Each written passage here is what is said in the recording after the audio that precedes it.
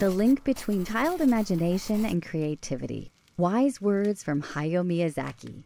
One of Hayao Miyazaki's very first memories is a bombing that he witnessed when he was just 4.5 years old.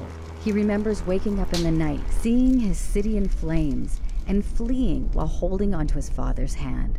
Despite the danger, he was unafraid because seeing the light from the burning buildings meant the sky was as bright as morning. Miyazaki created vivid worlds for many to remember that stems from his stirring childhood. This is why Studio Ghibli is more than just an animation company. It became home to millions of people who choose to believe in something more. But what's the secret to Miyazaki's creativity? And how do his stories come alive with such vigor, hope, and fragility? As much as discipline and perseverance played the backbone to all of his works, there's one important ingredient he and many artists embrace: imagination.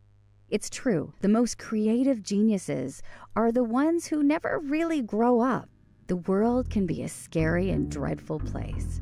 Children are smart enough to understand that when the lights go out every night, but they are also resilient enough to stand up to those monsters. When they witness something terrible happening, they can't help but combat it with their creativity to make their sadness and fears go away. It's a curious thing how playing keeps the brain young and healthy.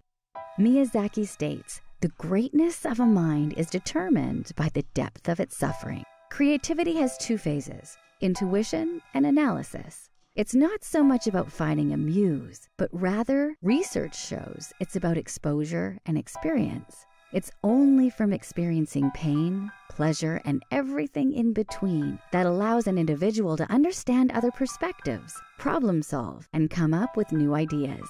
So what helps Miyazaki stay focused? One word: escapism.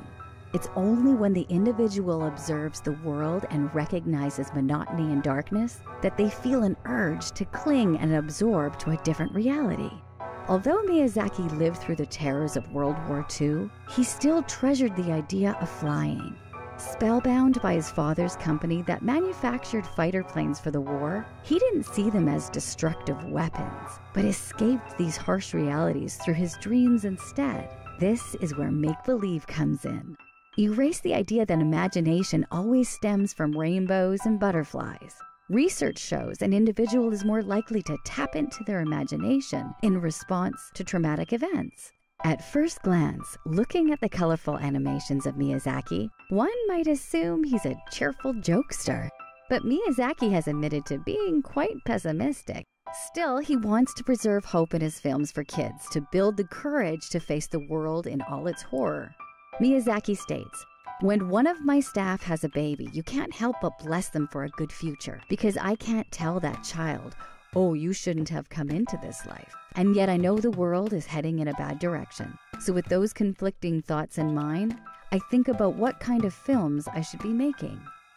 Portraying emotions truthfully is probably the greatest asset he has brought to his films.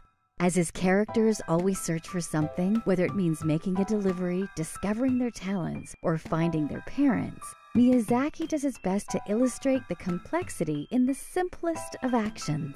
He had a talent for finding adventure within the mundane and relentlessly held onto hope despite what he grew up seeing. Without the power of flexibility, he wouldn't have opened doors for us to explore his mind that learned resilience through the creative arts. Are you a Miyazaki lover? Which film resonates with you the most? Please share your thoughts with us below. Also, be sure to subscribe to our channel for more content and share this video with others. With your help, we can reach more people and provide our support. Thanks for watching.